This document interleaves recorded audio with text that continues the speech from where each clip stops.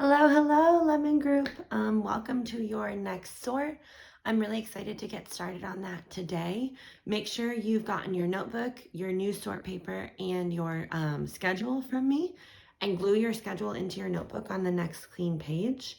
Once you're done with that, you're ready for the video. And just so you know, this is sort 4 if you want to write the number on the line. Let's get started. Okay, so what you're going to be doing this week is really going to be something that builds off of what you just did last week. You are going to sort your words this week into 2 categories. 1, people who do things. 2, words used to compare. So this should be, you know the definition of these words. If you don't, let me know in this Google form and I'll give you the definitions again, but pay close attention to those. You're going to be sorting not into patterns this week, but you're going to be sorting into people and words we compare. So my first one is voter. A voter is a person who goes out and votes for whoever they want to be in the government. So that would go under voter. A stranger is someone you've never met before. That's a person. There's a stranger. So I'm going to actually, put that here. Next up, we have an editor. An editor is someone who goes back and reads writing and makes sure it's spelled correctly and words are where they're supposed to go. So that's also a person who does something. Next up, I have a visitor. A visitor is a person who goes somewhere and visits. So that's going to go in people who do things. I have a swimmer. A swimmer, we know what a swimmer is. I have smoother. If this is smoother than that, I'm comparing it. I'm telling you which one is more smooth. So that's going to be my first word used to compare, smoother. Next up, I have sailor. A sailor is a person who drives a boat around. Next, I have older. Older is a word I would compare to people. I would say Miss Puyo is older than Mackenzie. I'm comparing two people's ages, so that would be older in words used to compare. Next, I have writer. A writer is a person who does a lot of writing. So that would be in people who do things. I have younger. If you are younger than me, that I'm comparing my age to your age. Jogger, that's a person who exercises and runs and jogs. I also have fresher. If I say this fruit is fresher than that fruit, I'm comparing them to tell you which one is newer. A creator is someone who makes something, so that's going to go here in the people who do things group. I have a burglar. A burglar is a person who breaks into a house, so that's a person who does things. I have a farmer. We know that's someone who lives on a farm, grows food, takes care of cows, animals, pigs, things like that. Next up, I have a driver. A driver is a person who is driving, so that's going to go in my people who do things. I have smaller. I might say, oh, this child is smaller than this child. I'm comparing two people. So that goes in my words used to compare group. Better, I might say, oh, you smell better than someone else. I'm comparing your smells. So that again is a words to compare group. I might have sooner. We are going to have Thanksgiving break sooner than Christmas break. I'm comparing when they're going to be. So again, that goes in words used to compare. I have dreamer, someone who dreams a lot. It's a person who dreams. So that's going to go here in my dreamer group. I have a beggar.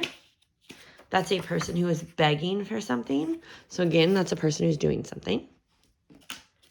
I have an actor. That's a person who acts, movies, TV shows, plays. That's a person who does something. I have bigger, which is comparing one thing's size to the next. So that's going to go here in bigger. And then I think my final one is dancer. It's a person who is dancing, so that goes in my people who do things group. So now that we have our sort laid out for the week, I do want to go through some of the patterns that you're going to see, especially when it comes to spelling them. So the first pattern that I want to show you has to do with doubling some letters. So I'm going to pull out jogger. I'm going to pull out swimmer. And I'm going to pull out beggar. All right, beggar.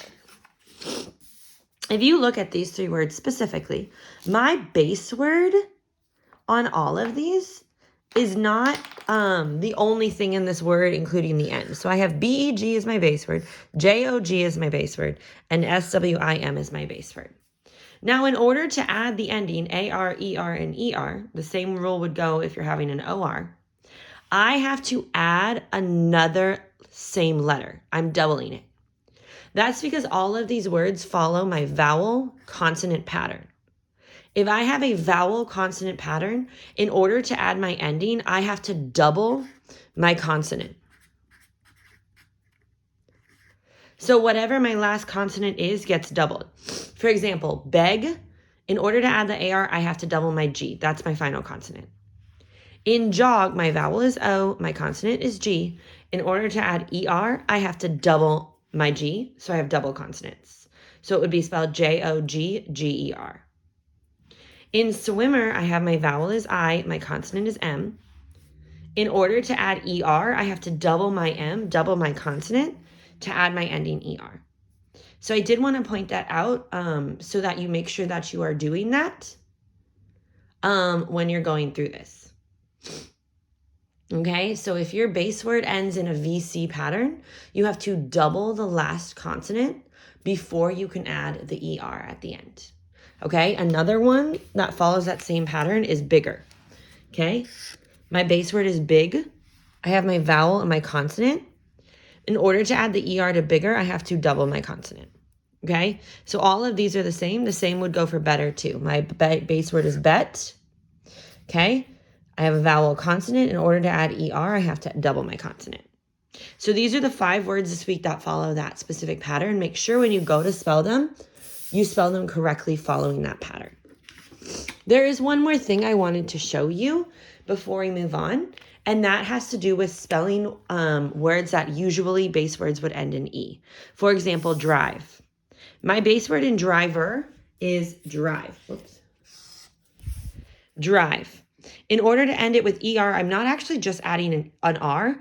What I would be doing is Xing out my E and adding an ER. Okay, so drive is one example of a word that ends in E. Get rid of the E, add ER, you end up with driver. Okay, same thing goes for dancer.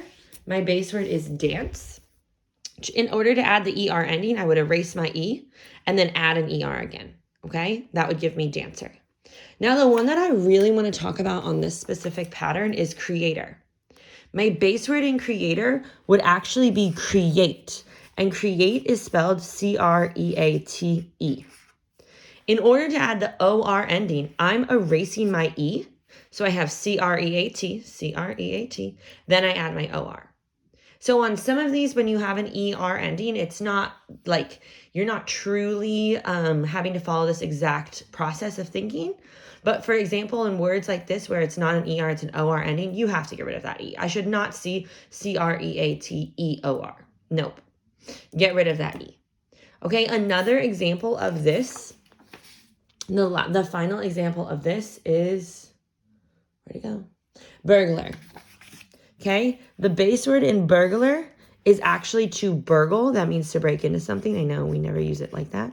But the base word is burgle. So in order to add the AR ending, you have to cross off the E and then add the AR to B-U-R-G-L.